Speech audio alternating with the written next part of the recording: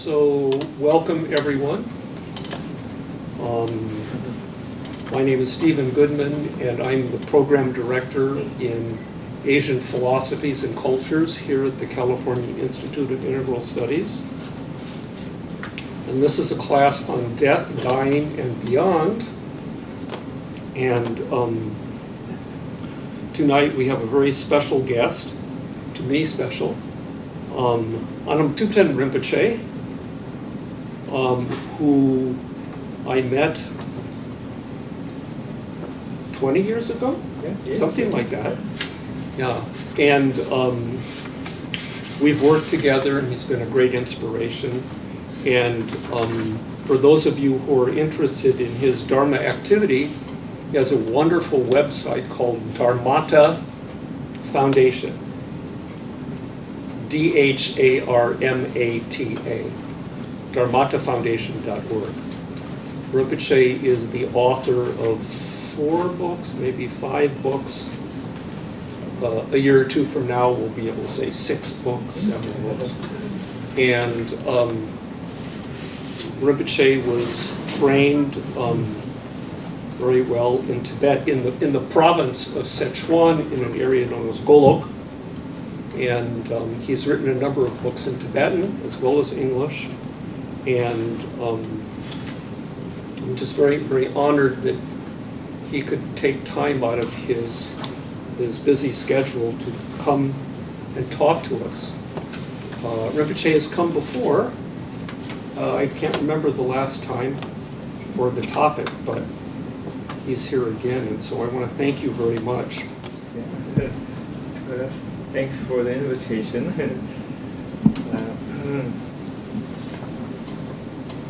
Let's maybe meditate for a few minutes before we go into the class.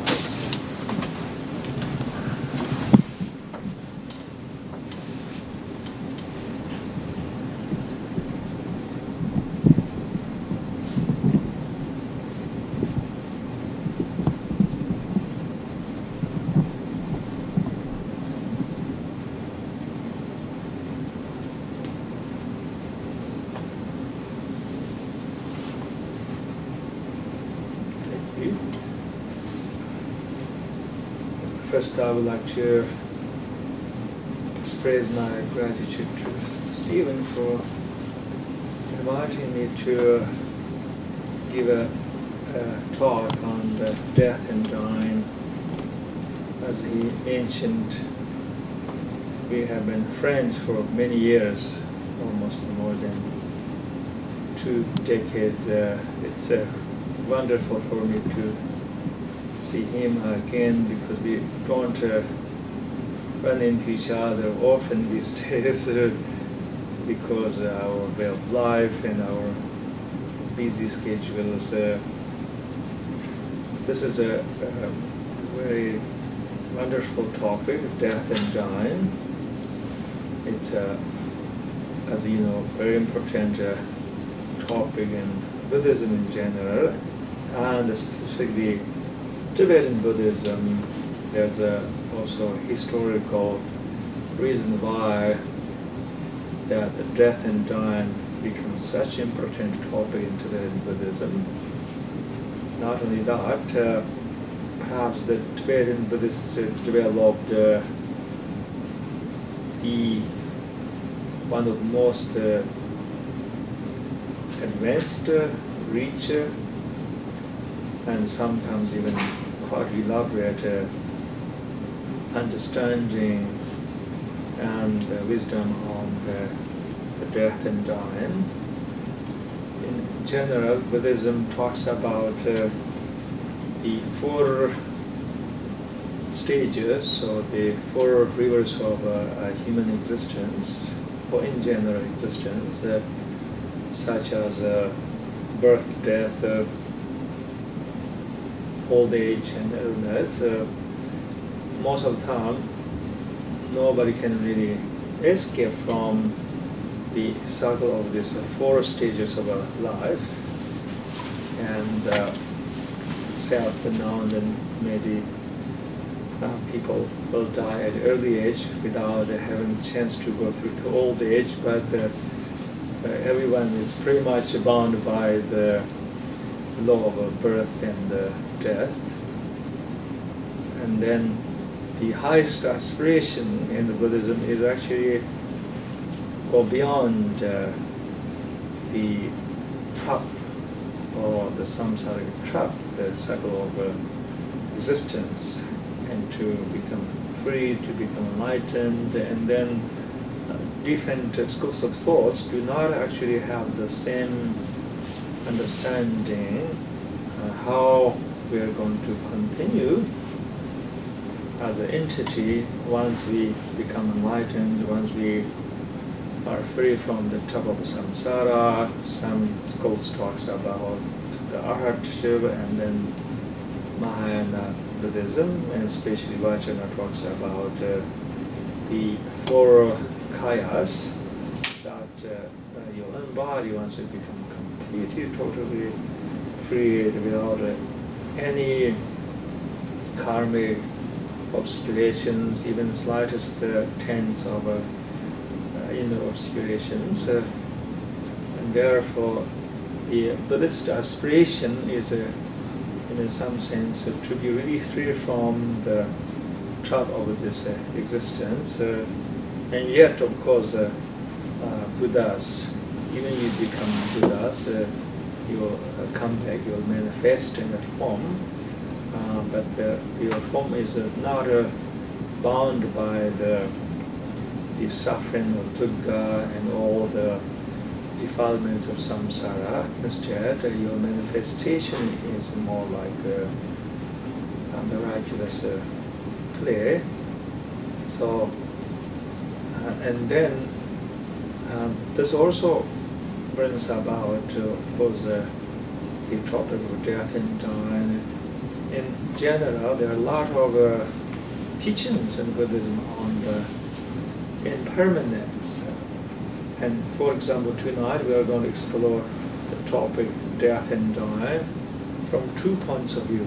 First point of view is to basically contemplate the transient or impermanent nature of our human existence or everything else, and that can help us to overcome any illusion we might have, and that we may going to live here forever, or we could somehow attain immortality, or sometimes we just don't really think so much about our own death and how fragile our existence is, and even though we know intellectually that we are going to die, and so we tend to forget what matters most as a human being in this life.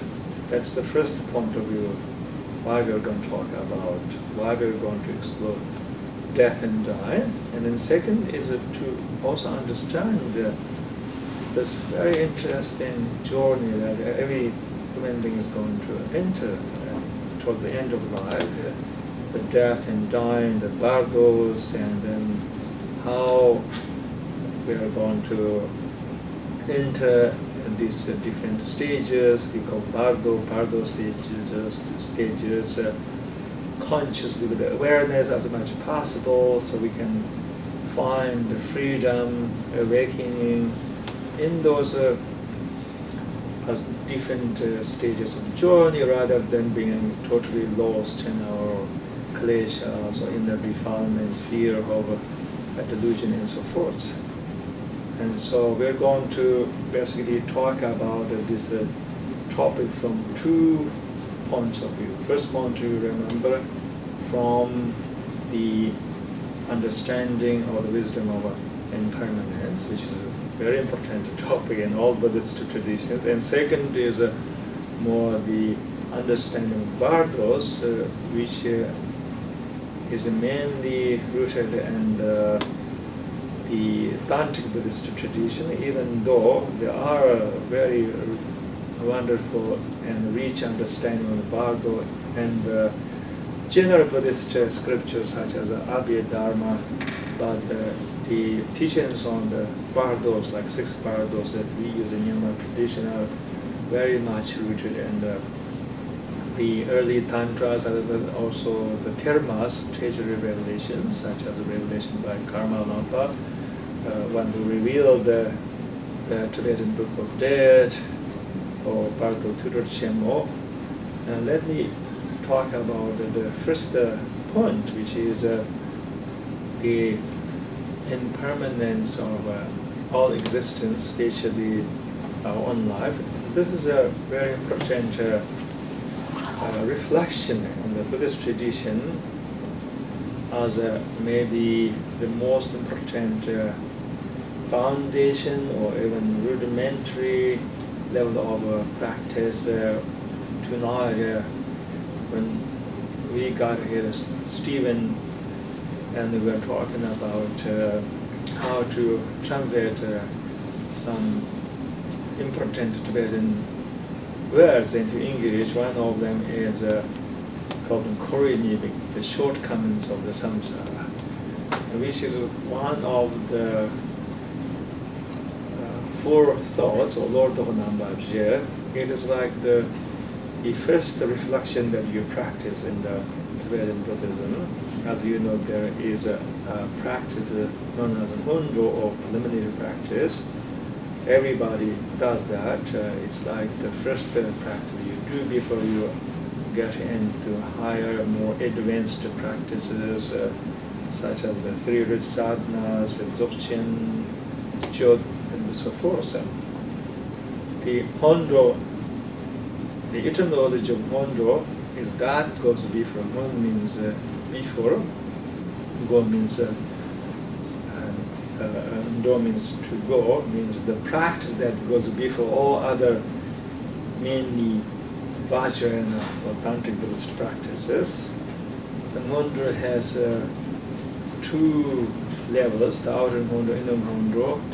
The inner Hondo is very much based on the particular Vajrayana system or Tantric Buddhist system, but the outer Hondo is based on the general Buddhist system, and that is here based on the four thoughts, Lord of Nambabje, four thoughts, four reflection that turns your mind away from the samsara and direct your mind toward the Dharma, the path to the enlightenment and to the Nirvana itself.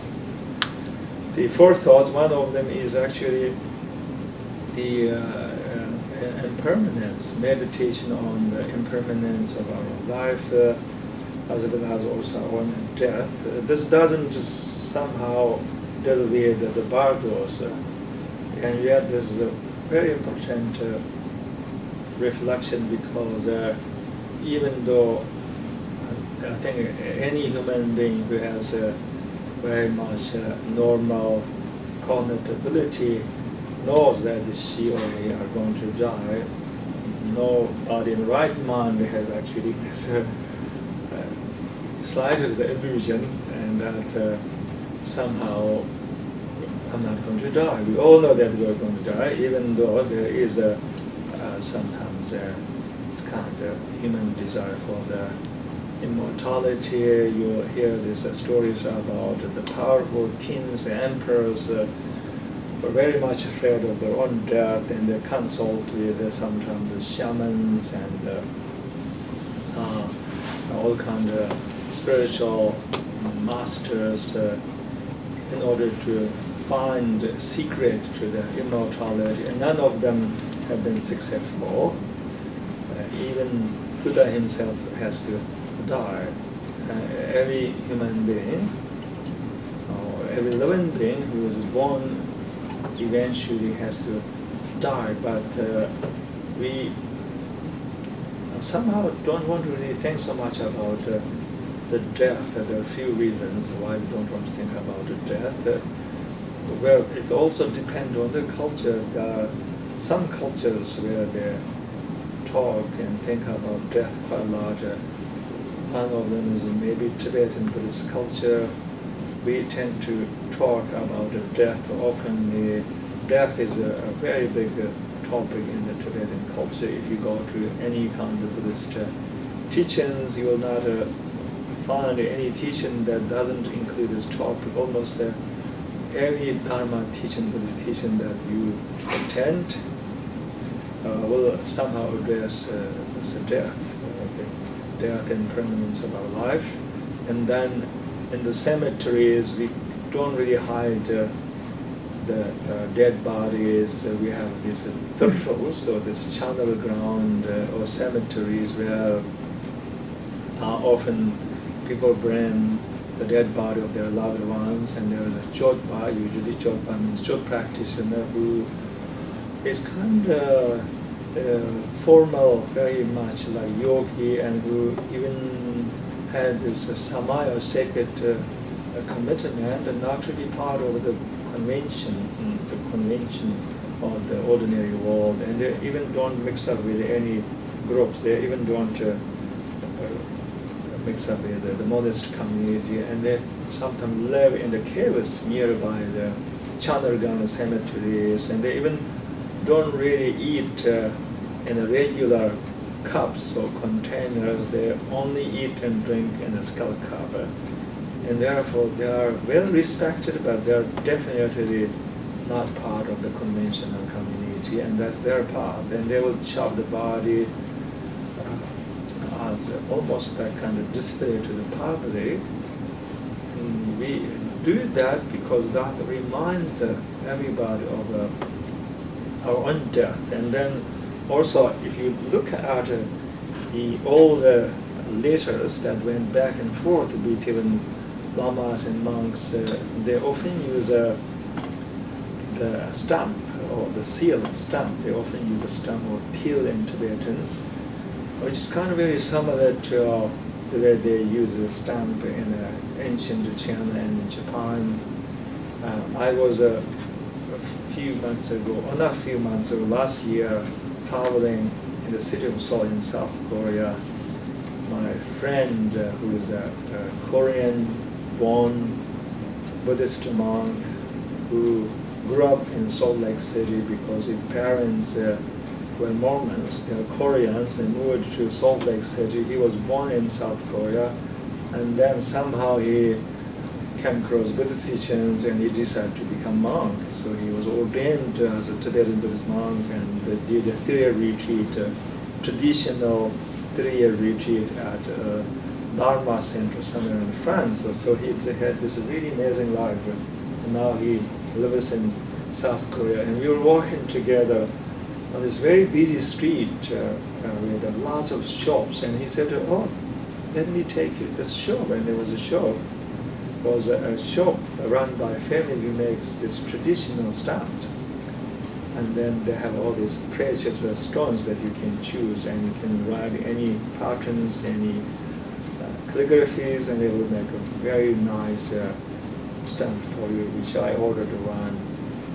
And I had a few moments to decide what pattern I'm going to put for my personal stamp, or chop, right? Maybe chop, right? That's how you say it, right? Chop. Mm-hmm. So traditionally, the yogis often they use scorpion as the image pattern for their shops. But then also you notice that in the old days, the monks often use image of skeleton in their shops. So every time when they send letter, they would perhaps write their name and then put their shop, which has the image of skeleton. It turned out to be that it's a reminder of death, because every time you look at a shop, the shop with the image of skeleton, and yourself, as well as whoever is going to receive that later is going to realize, oh, I'm going to die eventually. I'm going to turn into a skeleton. So this is kind of showing that how important, how ubiquitous this whole reflection on the death is in the Tibetan culture, and partly influenced by Buddhism. Anyway, I didn't really have a chance to draw the image of the skeleton, and I just picked up a paper and a pencil and drew my name in calligraphy, and took maybe, I think, 2 months before it arrived to me. So that's kind of example. And then if you go to, for example, Tibetan temples, and there are so many images, and that remind you of your death, and there are like sacred dances, and also art constantly remind you of your impermanence. Why they want to remind us of our own death, our mortality? But there's a very famous expression in Tibet which it goes, we know we are going to die, but we don't know when we are going to die. This is the dilemma about our own death. We know, as long as we're in the right state of mind, that we are all going to die. But the problem, we kind of don't know exactly when we are going to die. I think if we know when we are going to die, perhaps there are going to be huge changes in our life, both internally and externally. And if somebody, either doctor or psychic or astrologer, oracle tells me that you have only 1 year to live, and somehow that oracle or that astrologer have been completely right, infallible in his or her previous predictions, on every prediction that she may come to, I would take that person's prediction very seriously. And of course, I would be very terrified, especially when I think about the many people I love, and I'm not going to see them when I die. And there are so many beautiful things in our life, this human life, that we appreciate, and just to think the possibility of leaving this world behind once and forever, as well as my loved ones and all the maybe projects that I haven't finished that I want to do, would bring definitely fear, and perhaps almost I feel that I'm terrorized sometimes. But who knows, maybe my response would be quite different. Maybe I would say, oh, that's okay too, does not matter. I understand that I'm going to die within 1 year, and I'm okay. Maybe I feel totally relaxed and quite still with such news. But obviously, as a Buddhist, my life will be totally changed from there on, because now I know I'm going to die, especially when I know that I have only 1 year to live. Perhaps I would rearrange my schedule, and I would definitely change my priority. I don't know exactly what I'm going to do, but there will be both huge external and internal change. Definitely there will be internal change to the extent I realize that I really want to wake up. I want to transform my consciousness. I don't want to be angry. I don't want to be mean towards anybody.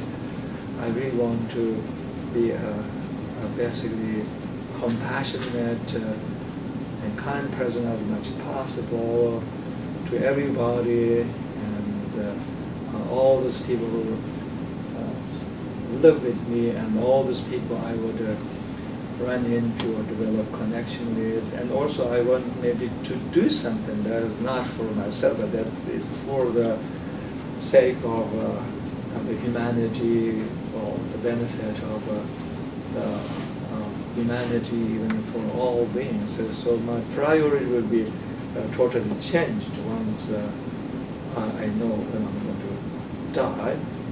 I remember there was a movie that I watched one time. It's one of my favorite movies, perhaps you remember. It was called The Seventh Seal. How many of you have seen that movie? Seventh Seal was a Swedish movie, right? It was done in black and white. The plot of that movie is this man from Europe went on a crusade, and he just saw all this just unbelievable human cruelty, violence, blood, death, and then he come back with such a disappointment, and somehow he ran into this monk.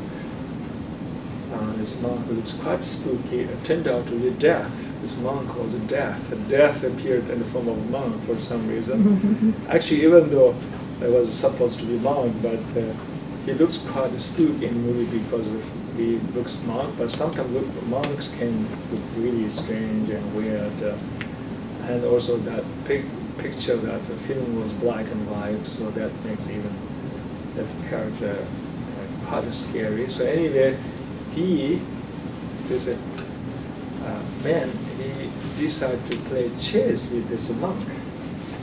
And the whole idea is that as long as he entertain the death, he's not going to die.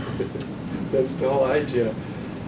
So anyway, the problem is that you cannot play chess with the death. You cannot really entertain the death. It's death, okay, just like your free account to Netflix, just watch it. Come back maybe in 10 years, something like that. I give you whatever, a lot of money and go on vacation, maybe go to some exotic place and come back when you're ready, and then you can take me to the other side. So anyway, and there are actually indeed the images of death. Tibetan consciousness, we have also image of death, and often death is being portrayed as a very frightening, this powerful being, because Yamaraja, the Lord of Death, was very wrathful. And at the same time, if you look at the death from Tantric Buddhist teachings, actually there's the other side of the death, which is not angry or scary or malevolent, but the nature of death is actually sacred. It's none other than anything else, none other than life, is none other than the absolute, which we're going to talk about. Anyway, I think once we know when we are going to die, we will change our life right there. We will change our priority, and even we really don't know when we are going to die. That does not mean we should be totally complacent. And I think we should, as a society, engage with reflection on our death as much as we can. Even every day, there are these wonderful liturgies in Tibetan Buddhism. Whenever you recite them, automatically they invite you to reflect on your own death. And they basically remind you that you don't know when you are going to die. The truth that, for example, even all of us here, we really don't know when we are going to die. I have no absolute certainty when I'm going to die, even though part of me is somehow thinking that, well, I may die when I turn into my 80s. That might be too, because lifespan in this country is in the 80s. So most probably I could live in the 80s, but that's not a guarantee that I could die next year. I could even die tomorrow. I could die actually any time. I could die even within a few hours, even though most probably that's not going to happen. Nanganjana said in one of his poems, he said he's very dumbfounded every morning when he woke up that he didn't die last night. And so, but the point is to think about death. I think when we think about death, then suddenly this amazing insight takes place in our mind. We begin to realize that this incarnation is not eternity. This is not going to last forever, this incarnation that we are embodying right now. And this is really, really very short. Even though I live or you live 100 years, that's extremely short. Unbelievably very short. in comparison to the lifespan of the universe. Actually, there are indeed creatures in the world that live much longer than we do. There are even some old fishes that you can find who basically have a longevity that surpasses your longevity. And then if you think about the lifespan of the universe, which is 80 years or even 100 years, is unbelievably short. So short that there's not so much big difference between the sound of snapping finger, that duration, and 100 years old in comparison to the lifespan of the universe. From that point of view, this human life is just unbelievably short. I just turned into 50s, maybe some of you are turning into whatever, 40s or 30s or 50s, 60s, and you know that your life just went so fast. It was almost like a dream. You can't believe that you are now turned into 50s, and when you look at back, your whole life, the last 50 decades just went so fast. And if you try to write down a synthesis of your last 50 decades, you can just express in a few words. I ate and I slept, that's pretty much it. The whole thing was just like a dream. It almost didn't exist, and it's so fast. And someday we'll be sitting on the bed, and this kind of realization that the whole life was so short and so transient, almost like a dream. Almost it was unreal. And but I think we as a culture, especially in the West, we don't really have this habit, collective habit to reflect on death and dying, and otherwise our value system would be very, very different. And I was what was that?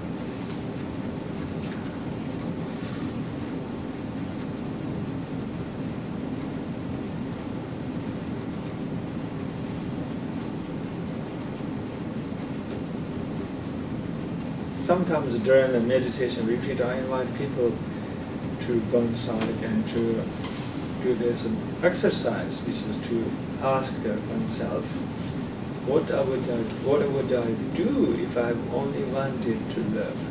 And I let people work with that reflection and let them come up with their own answer. And often when you ask them, what did you find? Everybody come up with an amazing answer. And most people will say, I want to live a life with meaning. I want to wake up. I want to practice the Dharma. I want to help other people. I want to forgive. I want to let go of my old karmic bags. I want to basically not worry anymore. I'm not going to torture myself from worrying about all these ordinary mundane concerns. Basically, I want to become a bodhisattva, etc. The answers are very inspiring from that reflection.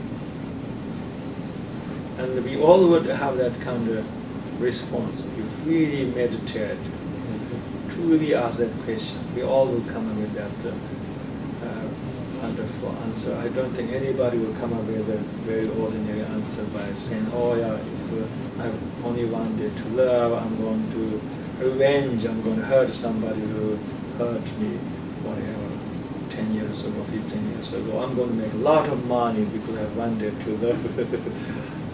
I'm going to do something terrible to another person. We won't do that. Actually, we'll become kind of this amazing being in that moment, at least with this aspiration to do something that is very meaningful, noble, and benevolent.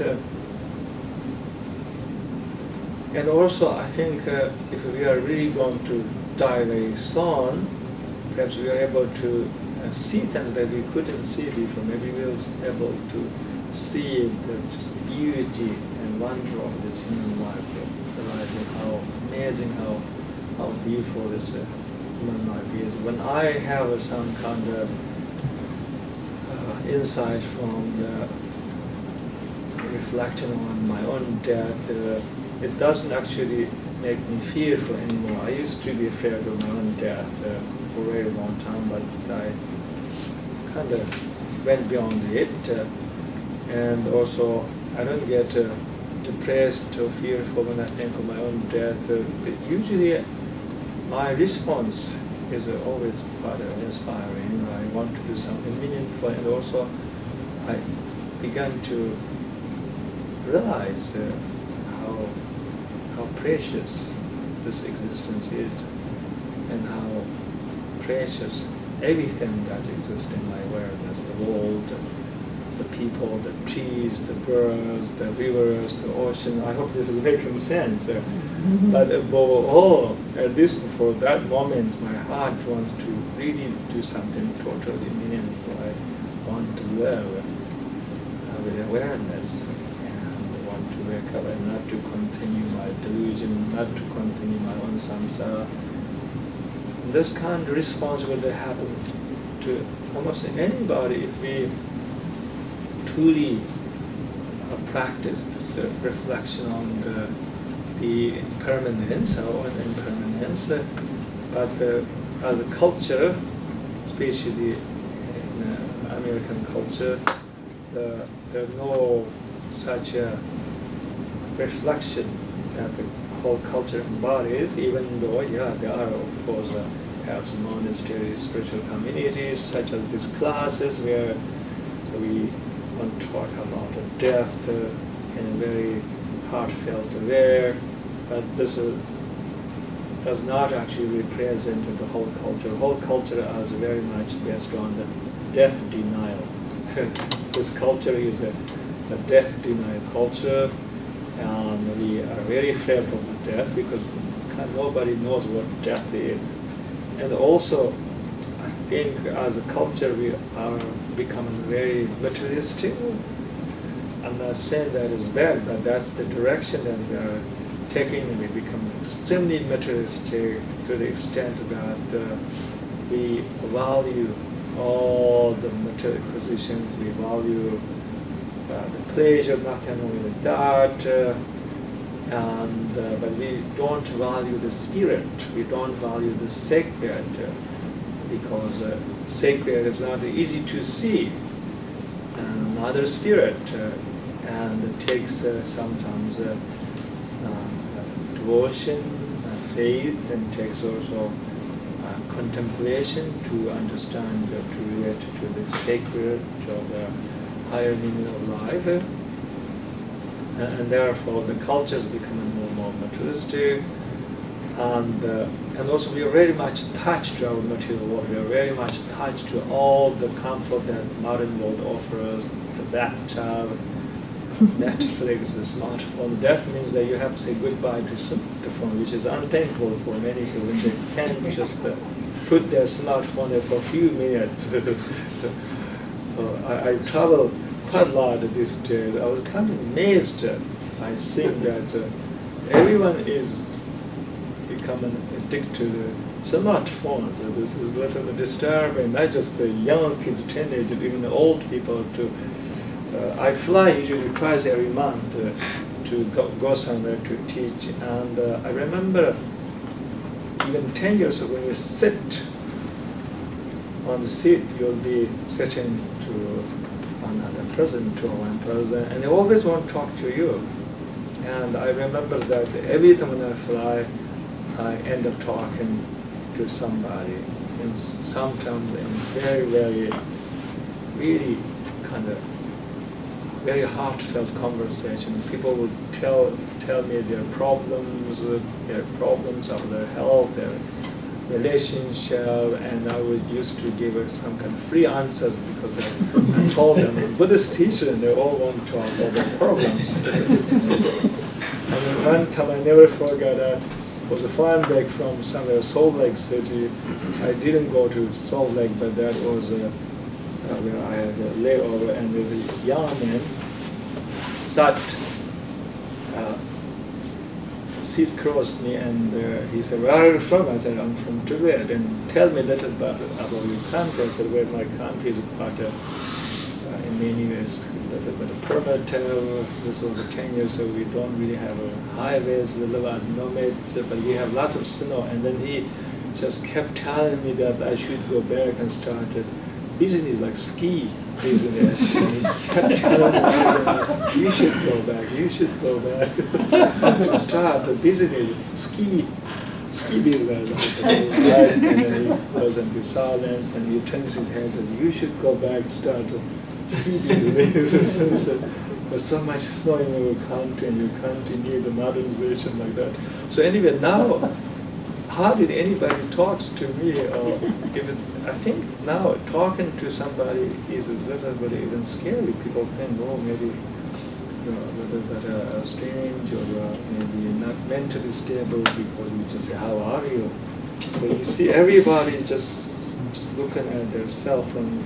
We're addicted to lots of entertainment and comfort. I'm not saying that comfort is bad, but we're so addicted as a material culture that we basically reject the consciousness, the sacred. We're rejecting lots of inner spiritual values. This is my idea. I could be wrong. That's why I think death is like so frightening to the modern people, because it indicates that death is unknowable, because we haven't explored what the nature of death is, or nature of existence. And then death simply appears in our consciousness as some kind of really frightening, unknowable, just dark force who's going to just terminate you, and along with your life and your whatever career, your glory, your money that you have in your savings account, your bathtub, your pizza, and your chocolate, your red wine, your music, everything you love is going to be just disappeared, and you're going to be basically terminated. This is how the modern culture sees it. I think that's why they found the best way is not just go there, not to talk about the death, and also I think in the West the cemeteries are quite very lovely. I really didn't know the cemeteries were cemeteries. Like I thought there was a park there, because they're well taken care of, and you don't find any kind of green grass in the city. But there's one place where you can find the green grass, that is a cemetery. And I didn't know exactly in the beginning cemeteries. Cemeteries took some time for me to figure that out. So from that point of view, we have to talk about death. But what is death actually? Do we understand death? I feel that we don't understand the death at all. Death is more than end of life. Death has many dimensions. In a death, we'll find what we are not even expecting. If we truly decide to explore the death, we may find acceptance, surrender. We may be able to go through very radical change of our value system, but we may even find transcendence. And Milarepa, he talks about that he actually discovered transcendence in his exploration of death. There's a verse from his Doha. He said, "First, in the beginning, I was afraid of death, and therefore I went into the mountains, and I meditated on the impermanence. But now I am fearless of death. I basically discovered the deathlessness or the unborn." And that's the transcendence, the unborn, the deathlessness. So many Buddhist masters actually discovered in their exploration of our own death is the ultimate truth, the so-called Dharma, the Dharmata or Chunya, which happens in Bhagavad, which is the ultimate truth, the absolute, that has no beginning, that has no end, that has no form, no image, that has never been born, that is never going to die. We'll discover that. So in the death we find the deathlessness. So, for example, in the Tibetan Buddhism, you will hear a lot of these inspiring stories that Mahasiddhas achieved immortality. When they say they achieved immortality, they're not talking about that they actually achieved literally some kind of medicine or secret that they can sustain their physical body, but another meaning of that is they realize their true nature as the unknown. That's one way to understand the notion of deathlessness. But this deathlessness, which is our true nature, or we call it the Dharmakaya or the Dharmata, and this our true nature usually appears to all living beings. In the bardo known as the Chuniki bardo, which is the bardo of the Dharmata, bardo everybody knows, intermediate state. I was walking on the street a few nights ago in Auckland, and there is this business where the sign says a bardo. And I look at it, it was a bar. So much we used the bardo. It was bar, wasn't bardo. Almost same spelling. And there were quite a few young people who don't look like anybody who's interested in bardo. I don't know, even they know the meaning of that word, the playful use of that word, bardo. It was bar, but it's called bardo. So,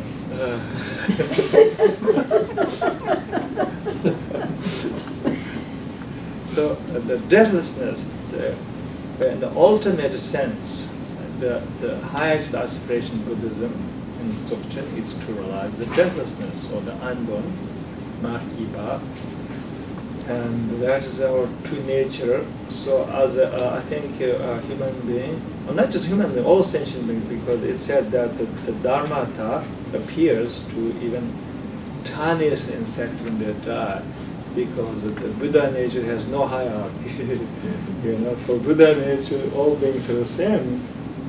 When you die, the Dharmata never says, "Oh, these are human beings, so I'm going to show myself to these beings." But they're just a little spirit of a tiny insect or tiny worm. I'm not going to even bother to show my divine face to these insignificant souls. But it is said in the teaching, when beings die, regardless of who you are, either you could be some great yogi or human being or monk or priest or Brahman or elephant or insect or mosquito or tiny gems, the Dharmata appears to the consciousness of all of beings, because in that moment, I think even bardo, actually bardo is kind of, there's something really nice about bardo, the word bardo. Let's talk about the word bardo.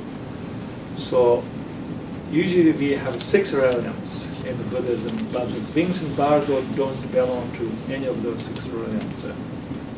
So all beings don't belong to any of those 6 realms, 6 lokas. Beings in bardo do not belong to classes of those 6 realms, because it's almost, you don't have any kind of classification in terms of the 6 realms. You are simply just pure consciousness. You have normal identity. If you are a human being, in that moment you are not human being. If you are insect, in that moment you are not insect anymore. That's kind of nice, isn't it? You're just pure consciousness. If you're bacteria, you're no longer bacteria. If you're a mosquito, you're no longer a mosquito at that moment. You are just a pure consciousness. And what is consciousness? We have so much to discuss. So,